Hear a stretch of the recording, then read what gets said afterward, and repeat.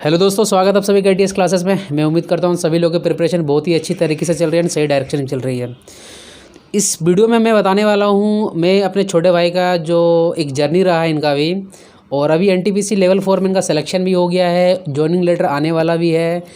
Group D में भी selection हुआ था और अभी उसका भी डीवी जो है हो चुका है, बट वो उसमें जाएंगे नहीं क्योंकि जो लेवल 4 है उसका पैनल हो चुका है, और साथ में CGL का मेंस भी हुआ है। देखो, वीडियो बनाने का मेरा मकसद है, अभी मैंने जो ये सब चीज़ें बात किया तो क्या ये इतना आसान है कि भाई ये NTPC भी हो गया, ग्रुप डी भी हो गया, CGL का मेंस भी लिख रहे हैं? नहीं, ये इतनी आसान नहीं होती है। अगर आप रेलवे के एस्पिरेंट हो और 2023 में नई वैकेंसीज़ का वेट कर रहे हो, और अगर आप प्रिपरेशन कर रहे हो अभी ALP की, टेक्नीशियंस की और रेलवे JEE CBT 1 की, तो ये वीडियो आपके लिए बहुत ही यूज़फुल है। और ये वीडियो जो है मैं विदाउट स्क्रिप्टेड इनका इंटरव्यू ले रहा हूँ, क्योंकि मैं इसमें आपको ये शेयर करना चाह रहा था कि जो एक जेन्युइन कैंडिडेट होता है, जब उसका सिलेक्शन हो जाती है तो उसके पहले माइंड में किस तरीके से मतलब कितनी सारी प्रेशर होती है और उस प्रेशर को कैसे ओवरकम मतलब इन्होंने किया होगा, वो सारा चीज़ मैं यहाँ पे जानना चाहूँगा। और बहुत सारे ऐसे क्वेश्चन भी इनसे पूछूंगा जो अभी तक मैंने बताया भी नहीं है कि ये सारे क्वेश्चन मैं आपसे पूछने वाला हूँ, क्योंकि मुझे लगा कि आपके पास रियल ऑथेंटिक जो पर्सन होता है जो तैयारी करता है बिना बनावट के इंटरव्यू होना चाहिए, सो दैट आपको पता अगर आप घर में बैठ के तैयारी कर रहे हो तो कितनी सारी प्रॉब्लम आती है, परेशानियां आती है, कंसेप्ट जब आपको समझ में नहीं आता है, जब आपको टेस्ट सीरीज़ में नंबर नहीं आते हैं तो आपका कभी ना कभी हौसला जो होता है भाई बैठने लगता है। प्लस सबसे पहली बात है कि और एक चीज़ मैं यहाँ पे इंटरव्यू लेने से पहले स्टार्ट ये बोलना चाहूँगा कि जो बच्चे अभी नए वैकेंसीज़ का जो वेट करते हो, देखो यार, आग ऐसा तो नहीं कि रेलवे की अगर नोटिफिकेशन नहीं आएगी तो आप अपना तैयारी करना छोड़ दोगे, नहीं। तो भाई जब आएगी रेलवे की नोटिफिकेशन तो आपको पता चल जाएगा। तो भाई आप अगर अदर एग्जाम को भी फोकस कर रहे हो और रेलवे की अगर जो सिलेबस जो आपकी मैच करती है, जिसकी आप तैयारी कर रहे हो जिस एग्जाम के लिए, तो उससे आप फोकस रखो। ये थोड़ी कि कोई भी यूट्यूब में भाई वीडियो डल गया, देखो वैकेंसीज आ गई, ये आ गई, वो आ गई, ये सिर्फ अपना टाइम बर्बाद कर रहे हो। तो टाइम बर्बाद मत करो यार, ठीक है। उसको एक अपना चैनलाइज मतलब एक ऐसा वे में उसको एनर्जी अपना खर्च करो ताकि वो आपको बेनिफिट भी दे। तो चलिए सबसे पहले इनका हम लोग जर्नी जानेंगे पहले कि क्या ऐसा कैसा इनका जर्नी रहा है और किस तरीके से ये प्रिपरेशन किए थे, जब ये अपना सब कुछ बताएंगे। फिर एक एक करके हम लोग सवाल पूछेंगे जो आपके माइंड में भी चल रहा होगा जब आप प्रिपरेशन करते हो, वो सारे सवाल मैं इनसे पूछने वाला हूँ। तो थोड़ा आप जितने भी सारे अभी कैंडिडेट जो हमारे ATS क्लास के फैमिली मेम्बर्स हैं जो रेलवे के नेक्स्ट अपकमिंग वैकेंसीज़ के लिए तैयारी कर रहे हैं, तो क्या पहले सबसे पहले आप अपना सक्सेस जर्नी जो है उस चीज़ को क्या मतलब क्या इतना आसान होता है कि चलिए एक ही साल में दो एग्ज़ाम में सिलेक्शन हो जाना है, चलिए अब मेरा CGL का प्री भी हो गया है, क्या इतना आसान होता है? उसके स्टार्टिंग का जो जर्नी है वो स्टार्टिंग से हम लोग जर्नी जानना चाहते हैं, और किस तरीके से ये जर्नी जो है अपना जो स्ट्रगल था वो एक मतलब सक्सेस में तब्दील हो गया। स्टार्टिंग से इस चीज़ को बताइए। Hello friends and ATS viewers, मेरा स्टार्टिंग का जो जर्नी था, देखिए हर कोई अपना लेके आता, जब भी कोई गवर्नमेंट प्रिपरेशन के लिए शुरुआत करता है तो वो सोचता है कि मुझे गवर्नमेंट में कोई भी एक जॉब चाहिए जिससे मैं स्टेबल हो जाऊं। मेरा भी यही सपना था, मैंने भी इसी के कारण गवर्नमेंट की तैयारी करना शुरू किया और मैं आया इस पे, और मुझे लगा कि मैं कोई एक पोस्ट लूँगा तो मेरे आगे की लाइफ अच्छी हो जाएगी, तो मैंने भी आया इसमें। जब मैं इसमें आया तो एक होता ना कि हर कोई सोच के तो कुछ और आता, लेकिन जब अंदर आता तो पता चलता है यहाँ कुछ और चल रहा है। बहुत सारी दुविधा थी, क्या करना है, किस चीज़ के लिए हम क्वालिफाई कर पाएंगे, क्योंकि इतना आसान नहीं होता है। और हर कोई सोच के आता है कि साल भर करेंगे, साल भर में हम करके चले जाएंगे। साल भर में तो बिल्कुल आप साल भर लेके आ रहे हैं तो आपके लिए ये जगह नहीं है। क्योंकि देखिए, ये मैं नहीं कह रहा हूँ साल भर में नहीं हो सकता, 6 महीने में भी लड़के करते हैं, लेकिन उनका शुरुआती क्या तैयारी था उस पर डिपेंड करता है। लेकिन आप सिर्फ साल भर तैयारी के लिए लेके आ रहे हो तो ये फिर गलत है। तो मैंने भी यही सोच के आया। कब साल भर करते करते आज 4-5 साल बीत गए मेरे, और अभी सिलेक्शन तो हुआ, अच्छा भी लग रहा है। लेकिन इस बीच में जो मेरा जर्नी रहा है वो अच्छा भी रहा है, कभी कभी बुरा भी रहता है, क्योंकि डिमोटिवेट आप खुद से ही हो जाते हो जब आपका सिलेक्शन नहीं हो पाता। क्योंकि मुझे याद है मैंने ये जर्नी जो स्टार्ट हुआ था, मैंने JEE के लिए स्टार्टिंग किया था, मैंने SSC JEE वगैरह के लिए कि मैं प्रिपरेशन करूँगा, और तब से मैंने स्टार्ट किया। फिर मैं कब रेलवे में आ गया, रेलवे मैंने जो 2017 वाला जो ALP था मैंने उसमें प्री क्वालिफाई किया था। तो 2018 की वैकेंसी थी। हाँ, 2018 के, तब मैंने रेलवे में क्वालिफाई किया तो फ्री। तब मैं रेलवे पूरा का पूरा मेरा जो था मैंने क्या कहते हैं उसे, एक तरह से मैंने U-टर्न ले लिया। एसएससी जेई से टेक्निकल से मैं सीधे नॉन टेक का बैकग्राउंड में आ गया। फिर मैंने इसी को लेके स्टार्ट किया और आपको जैसे पता हुआ कि उसके 18 के बाद सीधे 19 में वैकेंसी आया, 19 का अब 23 होने चला, अब जाके फाइनलाइज हो रहा है। मुझे ये चीज़ टोकना इनको पड़ रहा है क्योंकि मुझे याद है कि जब एएलपी का प्री हुआ था तो हम लोग दोनों का प्री में हो गया था और मेंस भी, इन्होंने मेंस भी दिया था। तो जैसे कि जो बच्चे असिस्टेंट लोको पायलट की तैयारी कर रहे हो तो जो मेंस में होता है, मेंस में 2 पेपर होते हैं, paper A and paper B. Paper एक ही साथ होता है 2.5 घंटे का, बट एक पेपर रहेगा जो जिसमें 1.5 घंटे आपको 100 क्वेश्चंस आपके नॉन टेक्निकल पोर्शन के करने होते हैं, जिसमें आपका बेसिक इंजीनियरिंग भी न्यू पैटर्न जो 2018 का उसमें ऐड कर दिया गया है। और एक पेपर जो आपका 1 घंटे का रहता है, 60 मिनट में आपको मतलब 60 क्वेश्चंस करने होते हैं, उसमें 60 या 75 रहता है शायद। वो आप जिस ब्रांच से हो या अगर आपने ITI करके रखा जिस ट्रेड से हो तो उससे क्वेश्चंस रहते हैं। तो जहाँ तक मुझे याद है इनका 2018 वाला में जो पेपर पार्ट ए जिससे मेरिट बनती है, CBT 2 का ही पेपर एक साथ, लेकिन जिसमें मेरिट बनती है उसमें नंबर ठीक ठाक था, लेकिन जिसमें कटअप मिनिमम कटअप आपको क्वालिफाई करना था वो उसमें क्वालिफाई नहीं हो गया। तो मुझे लगता है कि उस टाइम शायद डिमोटिवेशन का फेज़ वगैरह आया था। क्या ऐसा है? सही बात है? नहीं, डिमोटिवेशन का कोई फेज़ नहीं था। देखिए होता क्या है कि जब आपको कोई चीज़ के बारे में पता ना हो ना तो आप उस तरीके से तैयारी नहीं कर सकते। मेरे साथ क्या हुआ था मैं आपको बताऊं। जैसे इनको भी उस टाइम पे इतना ज़्यादा पता नहीं था क्योंकि ये भी गेट वगैरह गेट वगैरह का तैयारी करते थे, तो इनको रेलवे का नहीं पता था। तो इन्होंने भी जो मुझे सजेस्ट किया था या फिर जितना मुझे पता चला था, मैंने क्या किया कि जो पार्ट ए था जिससे मेरिट बनता है, मैंने उसको खूब पढ़ा क्योंकि मुझे लगा कि अब मेरा नौकरी हो गया। क्योंकि प्री क्वालिफाई होने के बाद हर कोई हवा पे होता। पहली बार मैंने तैयारी किया था और फर्स्ट ईयर मैंने तैयारी किया, फर्स्ट ईयर में मैंने पहला पेपर दिया, क्वालिफाई भी कर गया। तो मुझे लगा कि मेरा हो जाएगा अब नौकरी। तो इस चक्कर में मैंने क्या किया, पार्ट ए को मैंने पढ़ना स्टार्ट किया। मैंने बहुत अच्छे से पढ़ा उसको, पार्ट ए पे ही मैंने ध्यान ही दिया। लेकिन जो पार्ट बी था, जो हम लोगों का टेक्निकल पोर्शन था, मैंने उस पर बिल्कुल भी ध्यान नहीं दिया कहने का। और ध्यान थोड़ा सा भी अगर मैंने कहीं से उसे पढ़ा भी था तो इतना, जैसे हम लोग मैंने बीटेक किया था तो बीटेक में जितनी ईजी तरीके से था उसमें थियोरेटिकल मैंने उतना ही पढ़ा। मुझे ना किसी को भी नहीं पता था, इनका भी था, एक और मेरे फ्रेंड्स थे वो उनको भी नहीं पता था। और हम लोगों ने RSC लिया था और वो जो पूछा था पूरा ITI से, मतलब इंस्ट्रूमेंट वगैरह सारे कुछ पूछा गया था। और उस चीज़ में जब मैं वहाँ पे गया एग्ज़ाम हॉल, जब पार्ट ए हुआ तो मेरा अच्छा खासा, मुझे अच्छा लगा कि मैंने अच्छा एग्ज़ाम दिया था, लगा था उस टाइम पे मुझे। जब पार्ट बी मैंने दिया तो मुझे पता चल गया था कि मुझे उतना ज़्यादा पार्ट बी में नहीं क्वेश्चन बन पाया जिस हिसाब से मैं गया था देने के लिए।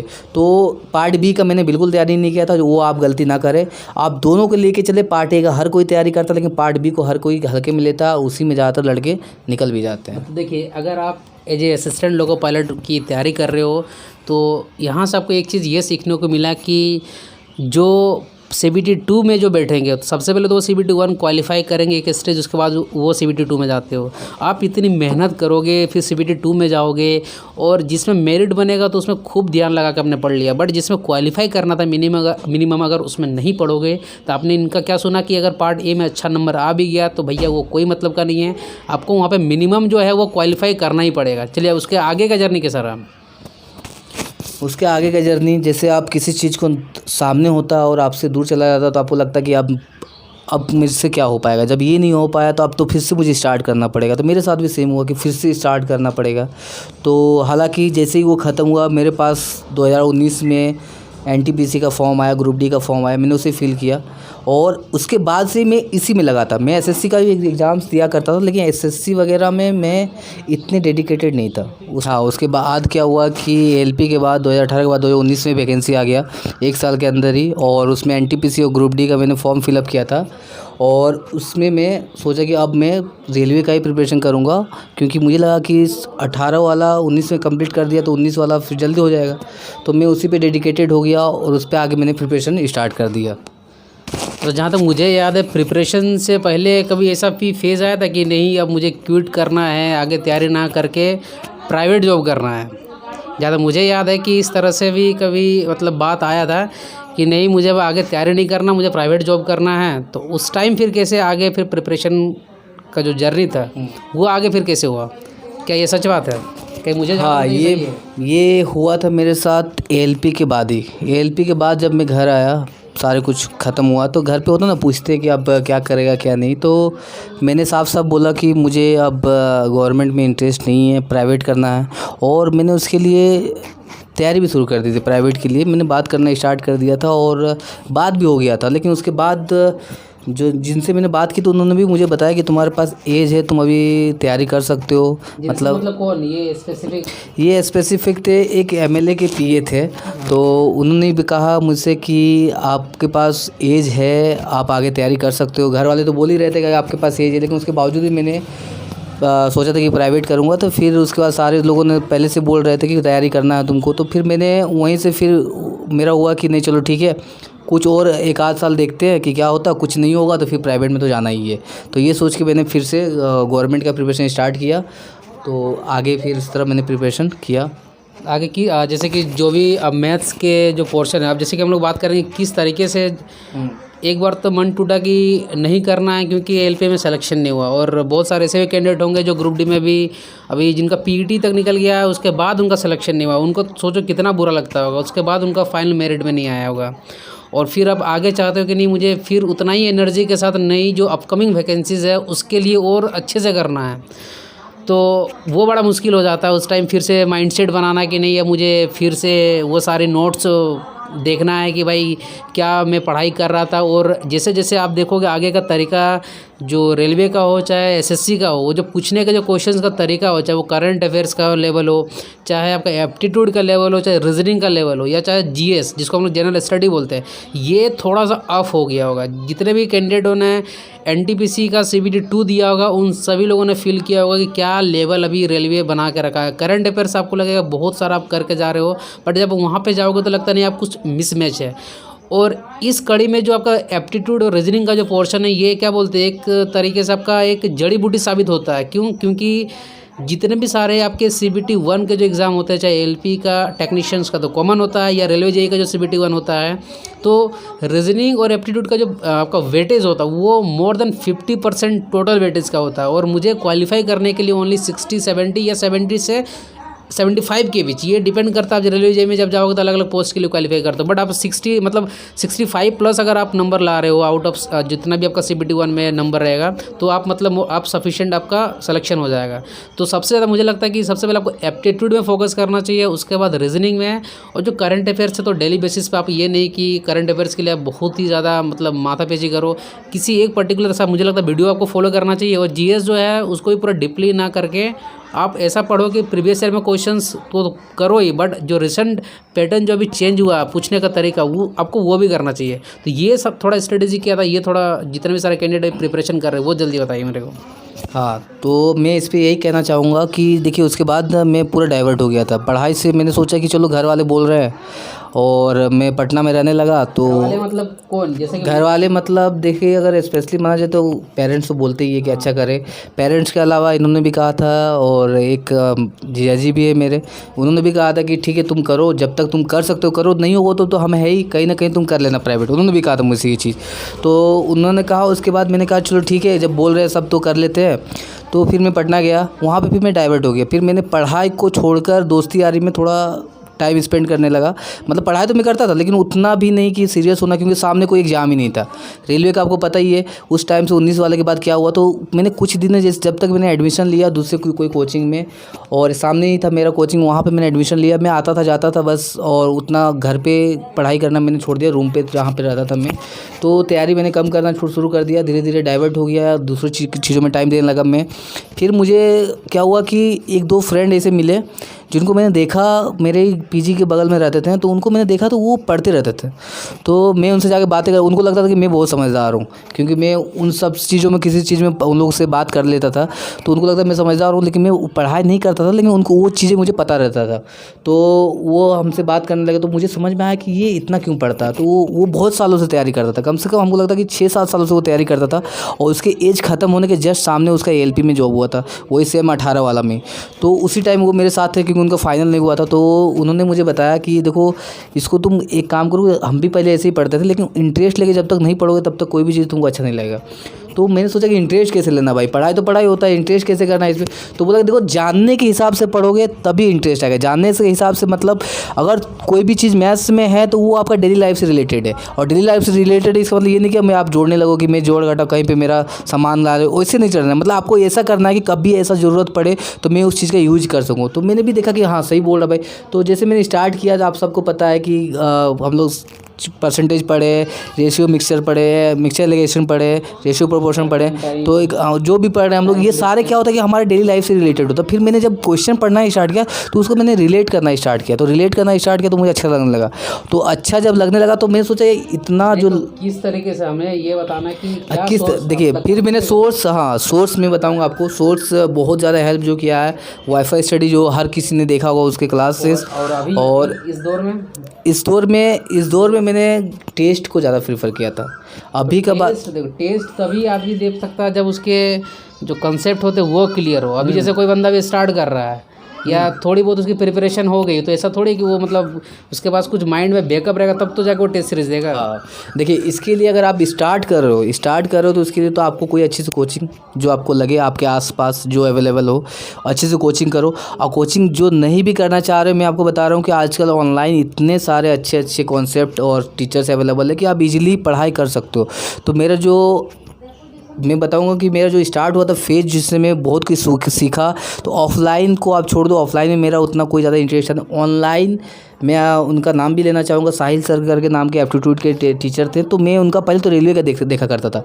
जब मुझे इंटरेस्ट आया तो मैंने क्या किया, CGL का देखना स्टार्ट कर दिया। उनका मैथ्स के क्लासेस मैंने CGL, क्योंकि रीजनिंग मेरा अच्छा था, क्योंकि मैं SSC JEE का प्रिपरेशन करता था। तो आपको पता ही है कि उसमें GS और रीजनिंग तो होता था। तो मैंने कैसे अच्छा हो गया, रीजनिंग वहीं से मैंने अच्छा किया था। मैं कोचिंग कर रहा था मैं SSC JEE के लिए, तो वहाँ टेक्निकल प्लस नॉन टेक जो आपका रीजनिंग ये होता है या जनरल वाला अवेयरनेस होता है, वो मैंने वहीं से कर लिया था। और मैथ्स के लिए मैंने फॉलो किया था साहिल सर को, जो वाईफाई स्टडी में पढ़ाया करते हैं, अभी भी पढ़ाते हैं।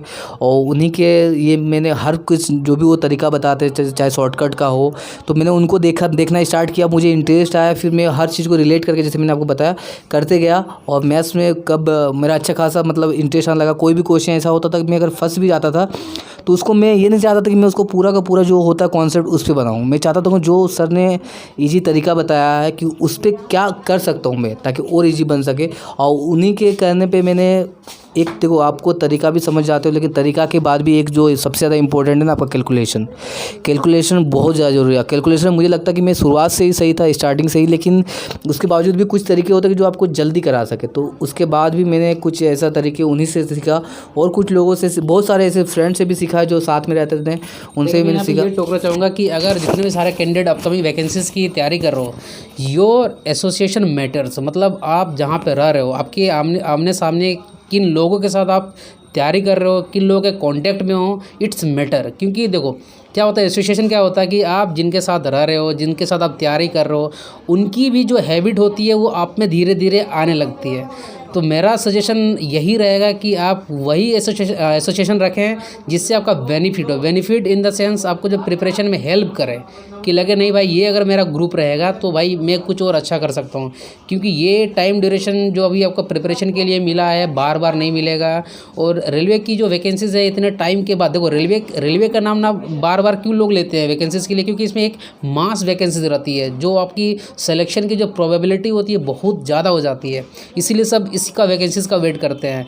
तो मुझे लगता है कि आपका एसोसिएशन को देखना है कि क्या आप जिनके साथ आप तैयारी कर रहे हो या जिनके साथ आप घूमते हो, क्या वो आपकी प्रिपरेशन में हेल्प कर रहे हैं। अगर नहीं कर रहे हैं तो भाई आज ही कट लो, नहीं तो धीरे धीरे वो आपके हैबिट में बनते चले जाएंगे, उनकी भी हैबिट, और फिर आपके प्रिपरेशन जो है उनका और आपका रहेगा आसपास में ही रहेगा। तो एसोसिएशन आपको अपना देखना है। मैथ्स का तो हो गया, रीजनिंग का भी हो गया, ठीक है। अब धीरे धीरे हम लोग चाहेंगे कि जो जीएस पोर्शन है, ठीक है, जीएस पोर्शन कैसे आदमी उसको पढ़े, क्योंकि खास करके एनटीपीसी में जो CBT 2 का जो लेवल था जीएस क्वेश्चंस पूछने का, चाहे पॉलिटी हो, ज्योग्राफी हो, उसके बाद अगर हम लोग बात करें उसमें आपका हिस्ट्री में भी मॉडर्न हो गया, उसके बाद आपका मिडिल, एंशिएंट, तो उसमें क्वेश्चंस पूछने का तरीका चेंज हो गया। अभी करंट अफेयर्स में तो पूछो ही मत भाई, मतलब अगर आप करंट पूरा पढ़ के भी जा रहे हो तो वहाँ पे जब आप एग्जाम में बैठोगे तो पता नहीं आपको लगे यार मतलब कहाँ से क्वेश्चंस आ गया। तो सबसे पहले आप तो मैथ्स और रीजनिंग का जो पोर्शन होता है उसमें आप पहले मतलब एक ऐसा ही मार्क लगा लो कि अगर इससे क्वेश्चंस आएंगे तो भाई मेरा छूटेगा नहीं। आप कुछ बुक का सोर्स ले सकते हो, यूट्यूब का जो चैनल है आपके अवेलेबल उसका सोर्स ले सकते हो। And most important test series, जब भी कुछ भी आपका बैकअप रेडी होता है कोई भी टॉपिक का, तो टेस्ट सीरीज़ देना इज़ वेरी इंपॉर्टेंट। आपको टेस्ट सीरीज़ वहाँ पे लगाना है, क्योंकि टेस्ट सीरीज़ ही आपको बताता है कि हाउ एफिशिएंट यू आर, आप कितने एफिशिएंट हो, कितने आप वहाँ पे गलती करते हो, कितना टाइम मैनेजमेंट है। क्योंकि ये सब चीज़ जब तक आप धीरे धीरे नहीं करोगे तो एग्ज़ाम हॉल में जब आपका वो टाइमिंग आएगा तो भाई वहाँ पे आप नहीं कर सकते हो। तो उस 1 और 1.5 घंटे का जो एग्ज़ाम का टाइम रहता है उसके पहले आपको एक अपना क्या करना है, एक मतलब उस युद्ध में लड़ने के लिए पहले अपने को तैयार करना है कि हाँ भाई मेरे पास हथियार होने चाहिए, मेरे पास कंसेप्ट होने चाहिए, मेरे पास टेस्ट सीरीज़ का एक्सपीरियंस होना चाहिए। तभी जब वहाँ पे जाओगे तब जाकर आप कुछ कर सकते हो। क्योंकि देखो प्रिपरेशन आपको ही पता है कि करोड़ों वैकेंसीज़, मतलब वैकेंसीज़ नहीं रहती उतनी, उससे कई गुना हमारे जो अप्लीकेंट होते हैं फॉर्म भरते हैं। तो सिलेक्शन तो भाई सबका नहीं होता, बट पढ़ाई भी सब कर रहे हैं, कर ही रहे हैं सब कोई, बट कुछ तो अलग करते होंगे ना वो। तो वो आपको अलग अपना पहचानना है कि कैसे करना है। और चलिए हम लोग जीएस और करंट अफेयर्स का थोड़ा स्टडी जानते हैं। तो जैसे इन्होंने सबसे पहले कहा था इन्वायरमेंट के बारे में, देखिए ये बहुत इंपॉर्टेंट है, मुझे भी लगा। और इन्वायरमेंट के साथ साथ रिसोर्सेस आप जितना लिमिटेड यूज करोगे ना, limited resources but multiple times, हाँ मल्टीपल टाइम्स, ये आपको बहुत ज़्यादा इफ़िशिएंट बनाएगा। देखिए जब तक मुझे भी रिसोर्सेज बहुत ज़्यादा जब थी, मतलब रिसोर्सेज करने का मतलब कि अगर वो चाहे आपका फाइनेंस हो, चाहे कोई भी चीज़ जो आपको जल्दी अवेलेबल हो जा रही है, ये रिसोर्सेज जितने लिमिटेड हो, जो आपको इंपॉर्टेंट है उतने ही हो, उतने तक तो ठीक है। उससे ज़्यादा जब होने लगते हैं ना तो आप क्या होते हैं, डाइवर्ट हो जाते हैं। कभी मेरे साथ भी ऐसा हुआ था। उस चीज़ को आपको खुद से ही करना पड़ेगा कंट्रोल। और इन्वायरमेंट का देखिए, इन्वायरमेंट बहुत इंपॉर्टेंट है। आप देखते हो गर्मी है तो सबको गर्मी लग रही है, ऐसे नहीं कि किसी एक को लगेगी। ठंडी है वैसे भी आपके आसपास दोनों तरह के लोग रहेंगे। आप जिसको चुनना चाहोगे, मैं तो आपसे यही कहूँगा कि आप किसी के साथ फ्रेंडली हो, आप कैसे भी हो, आप अच्छे लोगों को चुनो। ऑटोमेटिक है कि आपके उनके अच्छे स्वभाव आपके पास आएंगे। देखिए आप कैसे भी हो, वो तो आपके व्यवहार वो उनको ही पता रहेगा। लेकिन अगर आप अच्छे को चुनोगे ना तो उनके जो अच्छा ही रहेगी ना, आप चाहोगे कि देखते रहोगे तो आपको लगेगा कि नहीं मैं वैसा बन जाऊँ। तो मैंने वो भी ट्राई किया था हमेशा। ऐसे कुछ और दोस्त हैं जिनका कॉन्टैक्ट में रहा करता था, वो भी मुझे समझाते थे कि तुम ऐसा करो वैसा करो। और जहाँ तक रहा कि जीएस इतना बड़ा सिलेबस है कि कोई भी कंप्लीट नहीं कर सकता, कोई भी नहीं।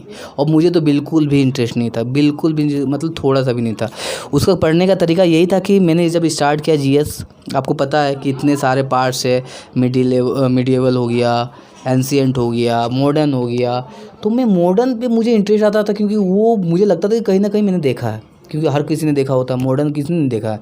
हर किसी को पता है, मूवीज में दिल्ली सल्तनत के बारे में सुनते हो, मुगल के बारे में सुनते हो, मूवी में हर किसी ने देखा। तो मुझे लगा कि नहीं ये चीज़ें कुछ रिलेट कर पा रहा हूँ। तो मुझे वो पढ़ना देखना था कि क्या क्या इसमें जानना है। तो वो जानने के अकॉर्डिंग मैंने ये नहीं कि रटना स्टार्ट किया, उसको मैं पढ़ते गया, पढ़ता था।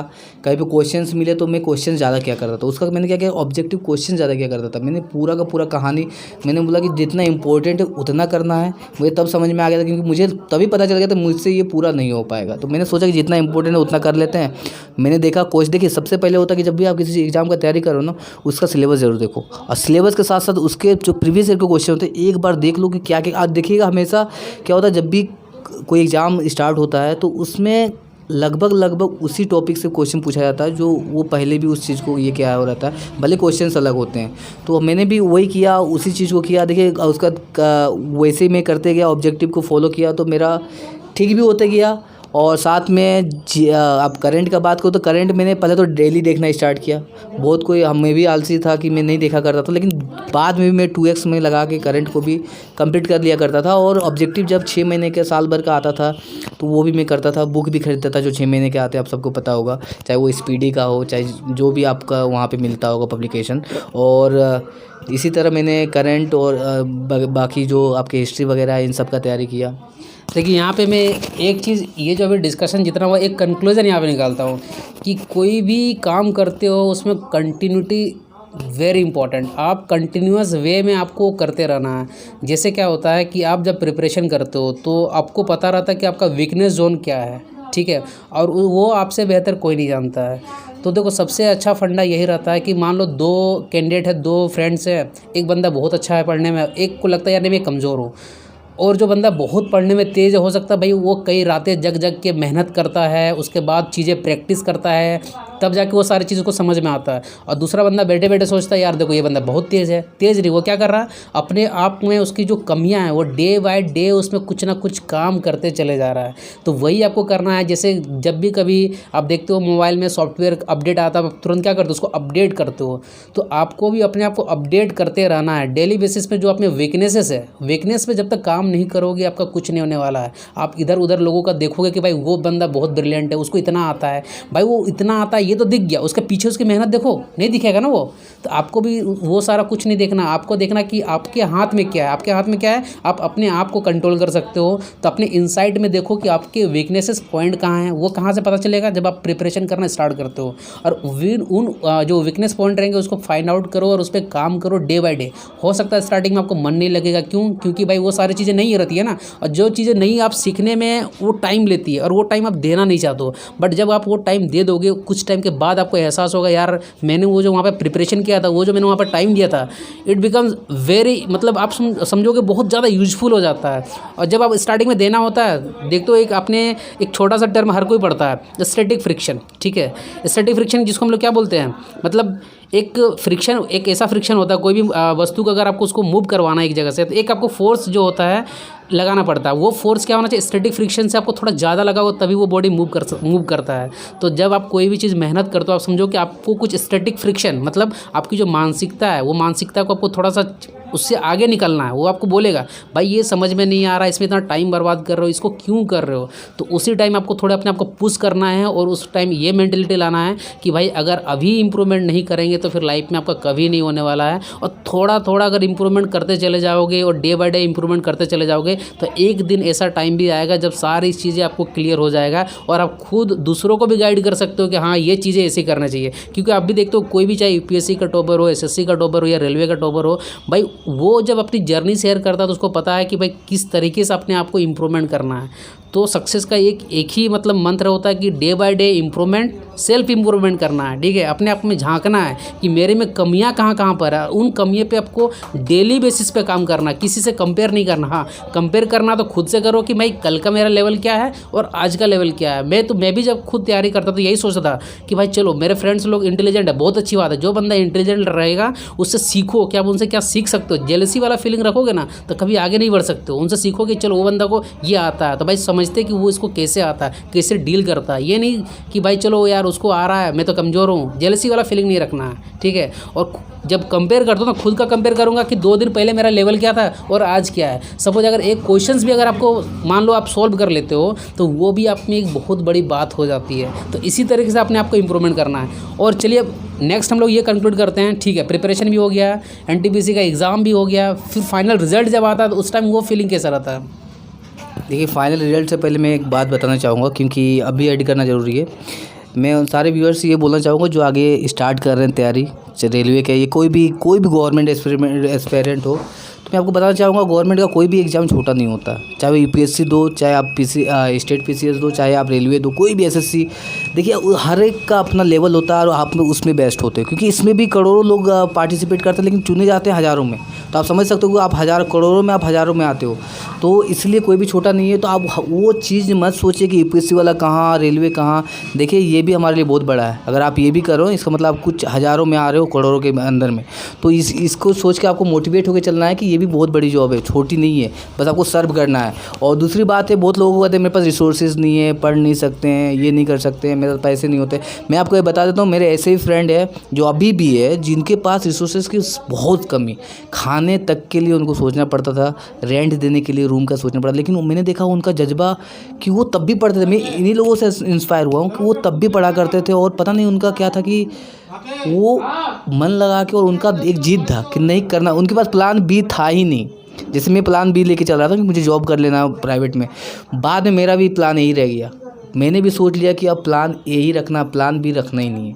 क्योंकि प्लान बी जब आपके पास रहता हो तो आप उस चीज़ को पूरा नहीं टाइम दे पाते हो। आप अभी प्लान ए लेके चलो। अब मैं आपको गारंटी बताता हूँ कि अगर आपका प्लान ए सक्सेस नहीं होगा, ये नहीं कहता हूँ कि हर बंदा जॉब ले लिया इसका मतलब सक्सेस हो गया। सक्सेस का हर एक जगह अलग अलग डेफिनेशन होता है। जैसे आप बड़े बच्चे होते हैं, हम लोग बच्चे चलना सीखते हैं, वो भी एक सक्सेस है। खाना सीखते हैं, बोलना सीखते हैं। तो यहाँ पर जैसे कोई अभी नौकरी में है गवर्नमेंट सेक्टर में, मान लीजिए कोई एलपी में है, तो देखिए इन्हीं का, जैसे ये एलपी में थे अभी जेई बने, तो ये अब LP का तक ही इनका सक्सेस नहीं था, उसके आगे भी इनका जर्नी था। तो ये सक्सेस का डेफिनेशन एक ही जगह ख़त्म नहीं होता है। तो देखिए उन्हीं से मैंने सीखा कि रिसोर्सेस ना भी हो तब भी आप कुछ कर सकते हो, बस आपके पास प्लान बी नहीं होना चाहिए। जो आप कर रहे हो, चाहे आप कुछ भी कर रहे हो, प्राइवेट सेक्टर में करो चाहे आप गवर्नमेंट सेक्टर में करो। तो गवर्नमेंट में आ रहे हो वही देख रहे होंगे मुझे ये वीडियो, या जो भी देख रहे हैं, मैं उनसे यही कहना चाहूँगा प्लान बी छोड़ो, आप प्लान ए पे लगो। वो नहीं होगा तो भगवान ऐसे बहुत सारे रास्ते दिखाएंगे आपको जिसमें आपको जाना होगा। तो मैं आपसे कहना चाहूँगा कि आप अगर ये वीडियो देख रहे हैं तो आप फॉलो करें, और कोई भी अगर आपके पास डाउट हो, क्वेश्चन पूछना हो तो आप पूछ सकते हैं। ठीक है, वो तो कमेंट सेक्शन में आप कमेंट करोगे, बट जो रिजल्ट जब आता है, जब देखते हैं कि हाँ पेपर वन भी क्वालिफाई करके, जैसे कि जो लेवल 4 में इनका सिलेक्शन हुआ है, टोटल 3 स्टेज का आपका एग्जाम था। सबसे पहले आप CBT 1 में क्वालिफाई करते हो, देन आफ्टर आपको CBT 2 देना है। CBT 2 जो आपका मेरिट बेसिस पे था, उसके बाद साइको भी था, साइको भी मान लो आप तीसरा एग्जाम भी दे दियो, फिर आपकी एक मेरिट बनेगी, ठीक है। फिर आप डॉक्यूमेंट वेरिफिकेशन करते हो, मेडिकल करते हो, एंड उसके बाद फाइनल एक सिलेक्शन की भी मेरिट बनती है। तो सबसे पहले क्वेश्चन मेरा ये है कि जब वो फाइनल में अपना एक रोल नंबर दिखता है कि नहीं अब मेरी जॉब पक्की हो गई, तो उस टाइम वो फीलिंग कैसा रहता है? वो जो प्रिपरेशन जो अपना संघर्ष रहता है, क्या उस टाइम कुछ अलग फीलिंग आती है कि भाई चलो जो मैंने संघर्ष किया उसका कुछ फल मिला मुझे? देखिए जब आप बहुत सारे लोगों के बीच में जब आप एक चुने जाते हो ना, तो वो खुशी हर कोई को एक्सप्रेस नहीं कर सकता, वो आपको खुद फील होगा। और आप इतना मतलब मैं अपना अगर फीलिंग खुद का बताऊं, सेल्फ फीलिंग बताऊं, तो इतना मुझे क्या कहते हैं फ्री महसूस हो रहा था, मतलब इतना फ्री कि देखिए ऐसा नहीं है कि मेरा ये आखिरी था, लेकिन मुझे जब मैंने देखा अपना DV, मैं तो DV का ही बताऊंगा, पैनल तो मुझे पता ही था पैनल में आना ही है। तो जब मेरा DV मैंने देखा कि मेरा DV में आ गया है, तो प्री मेंस का तो आप छोड़ दो, साइको का भी छोड़ो आप, जब मैंने देखा कि मेरा DV में आ गया तभी मुझे पता था कि नौकरी तो लग गई है। लेकिन मुझे एक्सप्रेस तब नहीं किया था मैंने इतना, क्योंकि मैं चाहता था कि मेरा पैनल आ जाए, जॉइनिंग लेटर आ जाए, ऐसा मतलब पैनल तक तो आ ही जाए, तो उसके बाद तो कंफर्म है ही। तो मैंने सोचा कि चलो पैनल आ जाए, लेकिन वो अंदर से जो मुझे फील होता था ना, मैं अकेले उस टाइम मुझे लगता था, अकेले जब मैं रहता था तो मुझे इतना फ्री फील होता था, क्योंकि जब आप तैयारी करते हो बहुत सारे लोड होते हैं, क्या होगा क्या प्लान है, जो मैंने कहा प्लान है जब आपके पास होगा ना, तो आपको बता रहा हूँ कि आप 24 घंटा दिमाग में आपका यही चलेगा, भले आप पढ़ रहे हो या नहीं पढ़ रहे हो, पढ़ रहे हो तो बहुत अच्छा कर रहे हो, अगर नहीं भी पढ़ रहे हो तो आपके दिमाग में रहेगा कैसे होगा। तो मेरे पास भी था, तो मैं हमेशा से अगर मैं किसी खुशी में भी जाता था, तो अगर रात में सोया हो तो एक बार ज़रूर सोच लेता था कि मेरा क्या होना है। तो जब ये चीज़ें हुई तो उसके बाद जो फ्री फील होने लगा अपने आप में, तो वो तो एक्सप्रेस नहीं, कि खुशी तो होती है, फैमिली को तो होना ही है, क्योंकि बच्चे उनके जो इतना अच्छे करेंगे उनको तो खुशी होता ही है। तो मैं अपना बता रहा हूँ कि मुझे बहुत खुशी हुई थी और बहुत फ्री फील होता, मुझे लगा कि कुछ किया मैंने, अब मतलब आगे ज़िंदगी में और भी आगे बढ़ सकता हूँ, लेकिन अभी फ़िलहाल मैंने कुछ किया जिसके थ्रू मैं आगे की लाइफ को अपना अच्छे से बिता सकूं। मतलब क्या है ना, उसमें देखो हम जिस सोसाइटी में रहते हैं ना, education is equivalent to job, ये सबसे गलत मेंटेलिटी है। बट क्या कर सकते हैं, सोसाइटी के हम लोग पार्ट है। मतलब बोला ही जाता है कि अगर आपने एजुकेशन गेन कर लिया और अगर आपके हाथ में जॉब नहीं है, मतलब वो वेस्ट है, जबकि ये गलत चीज़ है। एजुकेशन एक ऐसा चीज़ है जो आपको जीने का जरिया सिखाता है कि आपकी लाइफ कैसी होनी चाहिए, नहीं होनी चाहिए, आप खुद डिसाइड कर सकते हो। लेकिन आप जब उसको सिर्फ वो जो आपकी एजुकेशन का जो सक्सेस है, जब उसको आप जॉब से आप कंपेयर कर देते हो तो वो गलत चीज़ है, क्योंकि जॉब ही सिर्फ सक्सेस नहीं होती है। आप अगर एजुकेशन ले लियो तो आप अदर फील्ड में भी आप अच्छे हो सकते हो, ठीक है। एजुकेशन का मतलब खाली ये नहीं होता है एजुकेशन ही मतलब जॉब, ये नहीं होता। बट अगर आपको जॉब मिल जाती है तो चलो और अच्छी बात है, ये आपको पता रहता है कि नहीं मुझे और भी आगे जाना। ये नहीं कि अगर आपने जॉब ले लिया तो आपको लगा नहीं मैं अब स्टेबल हो गया, आप सोचोगे नहीं मुझे और आगे जाना है। और एक चीज़ जैसे कि इन्होंने बताया कि भाई जब मेरा नाम आया तो मैं फ्री फील करता हूँ। देखो ये क्या होती है ना, आपको लगने लगता है यार कि मैंने जो मेहनत किया उस कमरे के बंद रूम जो बंद कमरा था, जब मेरे को कोई पूछता नहीं था, रात भर जाग के मैं प्रिपरेशन कर रहा था, अब मेरे भी कोई सोसाइटी में एक नाम है, समझ रहे हो भाई। पेरेंट्स का कुछ लोग बातें करेंगे, चलो यार उनका भी लड़का का सिलेक्शन हो गया। तो ये सारी जो चीज़ें रहती है ना, ये बड़ा सुखद रहता है। ये जब आप तैयारी करते हो तो उस टाइम भी आपको ये समझना है, जब आप तैयारी कर रहे हो अपने माइंड में लाना है कि काश जब मेरी फ्यूचर में जब सिलेक्शन हो जाएगी तब भी मेरा जो एक स्टेटस है सोसाइटी में वो कैसा रहेगा, मेरे पेरेंट्स को लोग क्या सोचेंगे। तो ये सब सारी चीज़ें जब आप फीलिंग माइंड में लाओगे, जब ड्यूरिंग प्रिपरेशन की बात कर रहे हो, तो ये भी एक मोटिवेशन का सोर्स देता है। जब मैं भी प्रिपरेशन करता था माइंड में अपने आप को यही सोच कर रखता था कि अगर मैं जब फ्यूचर में जब मैं सिलेक्शन जब मेरा हो जाएगा तो देखो मेरी लाइफ ऐसी हो जाएगी वैसी, मतलब सिर्फ अच्छी अच्छी चीज़ें सोचना है और वही चीज़ें फिर आपको अच्छा करवाता भी है। एक लास्ट में कहना चाहूँगा कि देखिए हर कोई बोलता है कि नॉलेज इज़ पावर, हाँ, तो मैं यही कहना चाहता हूँ फाइनली कि देखिए जो भी तैयारी कर रहे हो उनको ये सोचना है, जैसे उनको एक कहा जाता है कि नॉलेज इज़ पावर, नहीं, बिल्कुल गलत है। पावर इज़ पावर, क्योंकि अगर एक एसडीओ बना है ना, उसके पास अगर पावर है तो वो नॉलेज लेके नहीं, वो सक्सेस हुआ तब जाके उसके पास पावर है। अगर कोई बंदा बोल रहा है कि मैंने पूरा एपीएससी की तैयारी की, उससे मैं ज़्यादा तेज़ हूँ, तो वो एसडीओ नहीं है, या फिर कोई आईएएस ऑफिसर नहीं है, या कोई रेलवे एम्प्लॉय नहीं है। कब वो पावर आया उसके पास? जब आप टीटी हो, तो किसी का आप टिकट तभी चेक कर सकते हो जब आप टीटी बने हो, सक्सेस हो। तो इसीलिए आप जो तैयारी करें उनको ये दिमाग में रखना है कि सारी चीज़, सक्सेस बहुत इंपॉर्टेंट है, तभी आपका नाम होगा।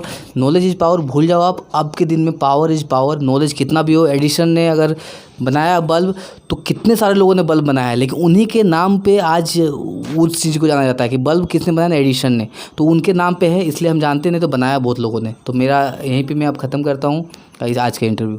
चलिए ठीक है, ये दिन का पर्सनल ओपिनियन था।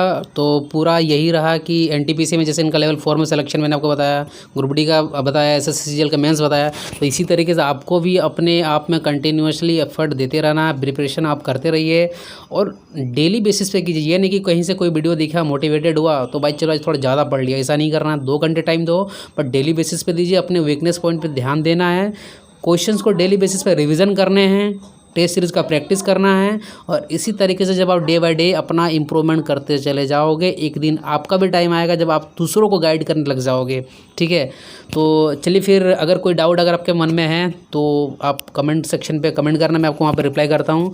और अगर रेलवे की प्रिपरेशन खास करके कर रहे हो, जितने भी सारे कैंडिडेट व्यूअर्स अगर देख रहे हो वीडियो, तो भाई इसको सब्सक्राइब कर लेना, ताकि रेलवे के जितने भी सारे जॉब्स अभी अपकमिंग आने वाली है, उनसे रिलेटेड जो आपकी गाइडलाइन, मोटिवेशंस जो होगी, और क्या क्या और भी चीज़ें डिपार्टमेंट के बारे में आपको जो जानने को मिलेगा इस चैनल के हेल्प से।